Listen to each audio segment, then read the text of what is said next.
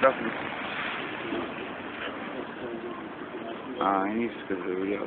Kako? Bila 2 raka. Pod vodu. Pod vodi. I rekli su.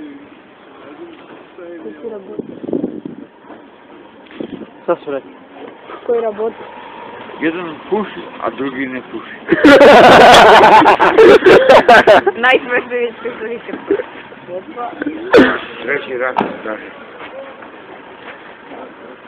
Zašto se drugar ne puši? Uzbudim čoveka ne puši. A kako si vi kazate beše? A ti Rakel puši? Kako si kazate beše? Dušan Dajić. Dušan Dajić. Da? Što me snimaš? Ne snimam, pišem poruku.